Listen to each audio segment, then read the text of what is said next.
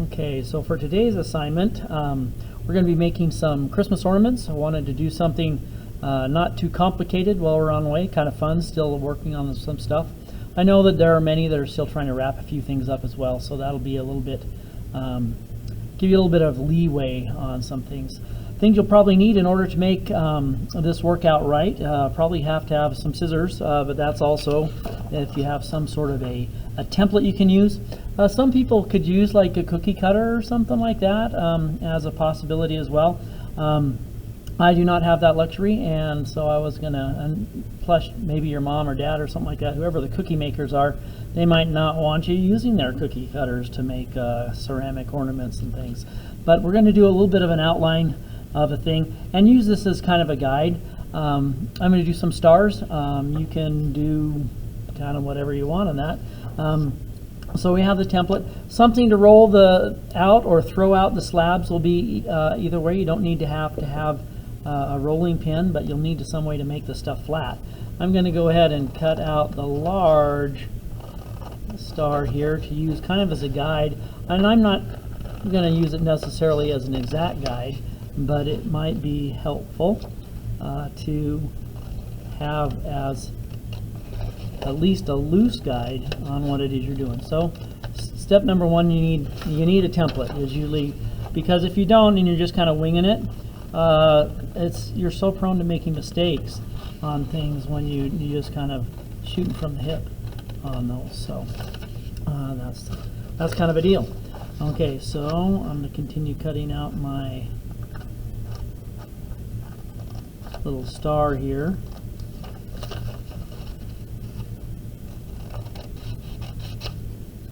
And then I have other smaller ones, so I want to make smaller ornaments. I got other ones here as well. I just kind of Googled star outline on the internet and came up with a picture, downloadable PDF for teachers even on that. So that was kind of a deal. Let's get this going here. And should just trim these off here like that. Kind of nice not to instruct without a mask on. Kind of weird, huh? I actually do have a face with those. That's kind of cool. Okay, I need to grab some clay real quick here. So there's my star. Let me jump up and get some clay.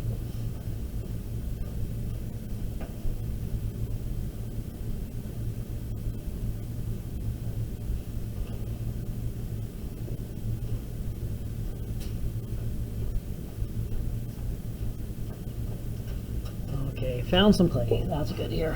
This should look familiar. If you picked up these, we have these little bags of clay here at school ready to go for you on things, so that's always a plus. Let's grab a chunk and get it ready to go for us.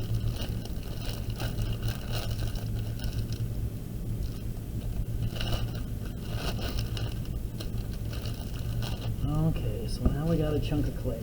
I'm just going to use a wire tool. You can just grab a chunk of it, use a knife tool, whatever you want. Let's just do this. I'm just going to take and cut off a little piece like that. I'm not going to need too much more for this first go around on how we do that. Now we can, we'll show you how to do this at home. Hopefully this won't jar my thing too much. I just have this here, and we can throw slabs out. The idea being to bring them down this way and stretch them out. Maybe get our things out of the way. I needed to get them wider this way. Oh, that was a stick, huh? But it does gradually get your clay a little wider.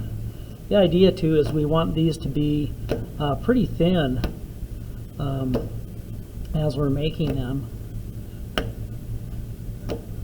So I'm just grabbing it, having to pull out here. If you have a piece of wood like a masonite, you could probably use it on a piece of cardboard, just something that it's going to kind of, as you throw it, it grabs and sticks on this side and kind of stretches it out. So I wanted to show that technique so that those of you who don't have a rolling pin or prefer not to use a rolling pin, you can throw slabs and make slabs just by pulling them out this way.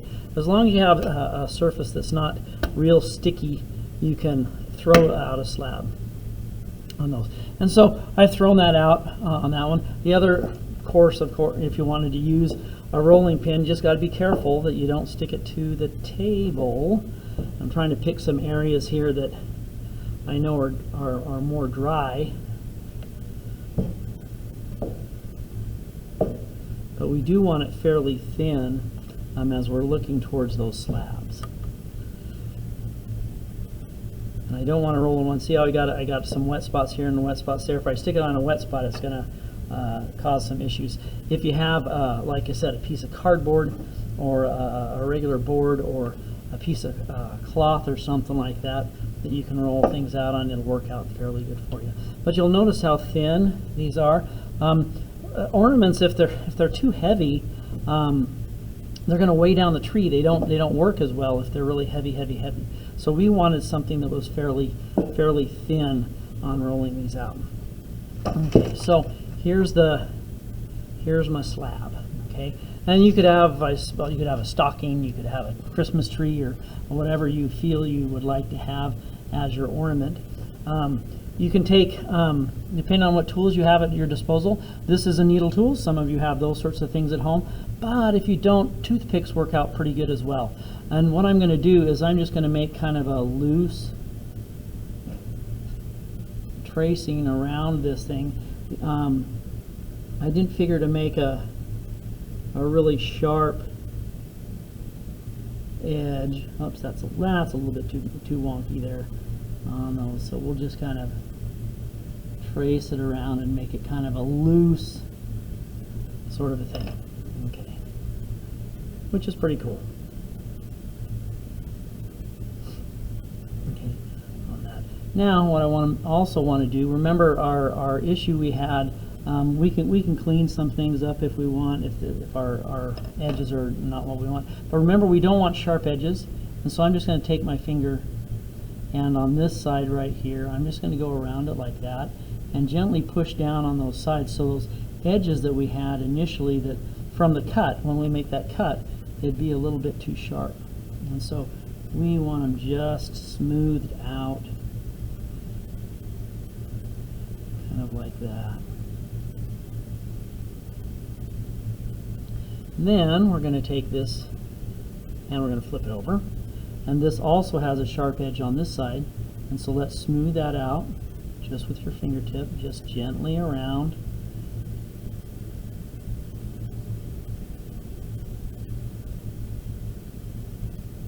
Kind of like that. We have little bits of clay, that's all right. Now this in and of itself is still a little bit heavier than what we want. I could just put a hole in that and call it good, but I wanted to do this. I wanted to make it just a little bit lighter, and so I'm going to make kind of a cutout of this one too here, and then I'm just going to kind of go around the insides and then leave about a half an inch, somewhere between half an inch and a quarter of an inch. If you pull the tip along like this, it cuts a little straighter, a little easier. There, like that.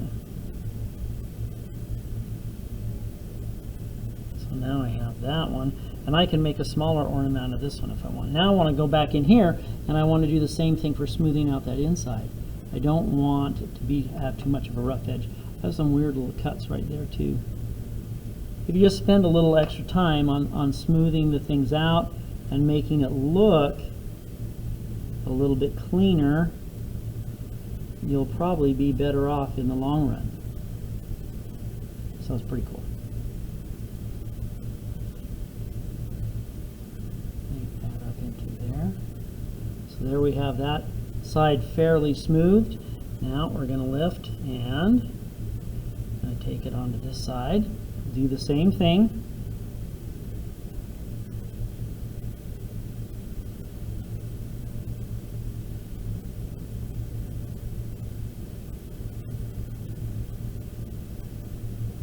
And smooth that out as well.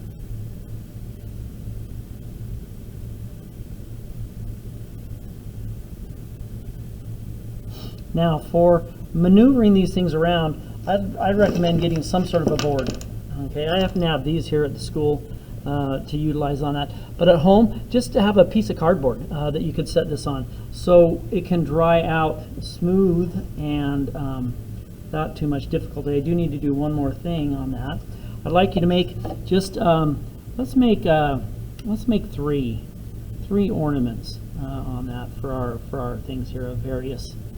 They can be 3 stars, they can be 3 of the same thing, they can be 3 different things, but I do want to have about 3 of them. I think would be a good way to go. That should leave you with bunches of clay. You could, if you wanted to as well, you could just make some ornaments and give them away as Christmas gifts on those. That's always a good sort of a thing to do.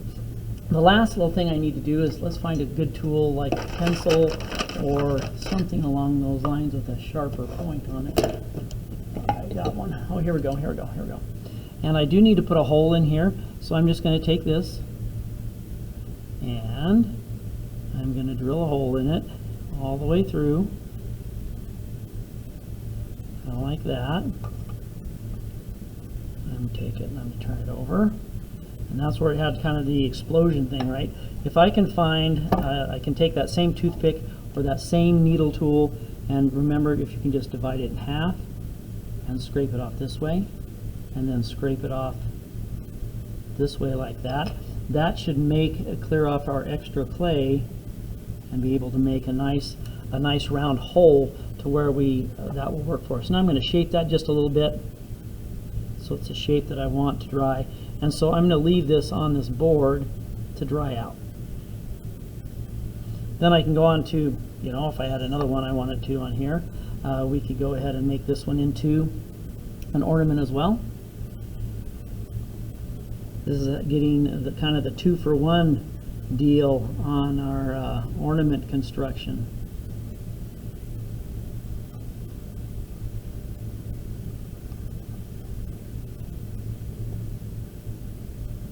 I suppose it's kind of degenerating, but I can make a teeny tiny one too on those. And then naturally on this one I want to go and just kind of clean up those edges, make them so that they're looking pretty good, both on the inside and on the outside, and then drill a hole in it as well, and then let them dry on a flat, even surface, a flat, smooth surface. Like I said, a piece of cardboard would work out great. A board of some sort. Now when you transport these, they're going to be fragile until they're fired on that. So as you bring pieces and stuff in on those, please make sure that you're kind of careful. Bring them in like when you come to school. The first thing you do, instead of going hanging out with your friends or something like that, the first thing you want to do, just come up here to the ceramics room, drop off your artwork, and have it ready to go. I probably should, on this somewhere, put down here my little, so I know that it's mine, right?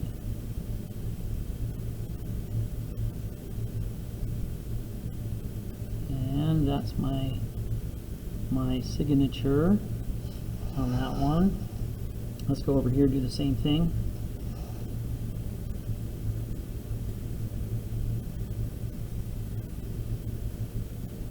And just by putting your initials gently in there, you can kind of, it marks them as the cool thing that you made, but it also helps identify them for when they come out of the kiln, right? After they're fired. If we're all making stars, guess what? They're all going to look alike. And so we want to make sure that we have something there to identify who belongs to what on those. Eventually you can, with the hole that's going to be in there, you can make and take a string and put it through there, so through the hole, so it'll work for you. Got to flip it and do this side now on the outside. And then we'll have to put that hole in it as well. Just getting rid of some of those sharp edges that we talked about. It doesn't take too much pressure to take care of those. Okay, and I'm taking, put a hole in it. Let's see, where did I have my initials? Initials were down at the bottom, so I wanted to keep that about in the same place. Put a little bit of a hole right there. Flip it over, take my toothpick or my needle tool, cut the little thing in half, push it out to that side, push it out to the other side, and then come back in and form up the hole so it's rounded. We needed to get that extra little bit of clay out of there as well. Let's go ahead and shape that a little bit more.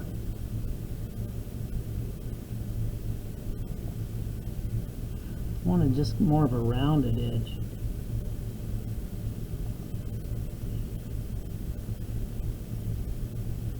So using the pen here, because it has kind of a beveled edge on it too as we start to make those. And so that's kind of the deal. We made a couple of little ornaments, and we'll be able to fire them up, get some glaze on them, and have them as some cool Christmas ornaments. That's the master plan. Thanks. Bye.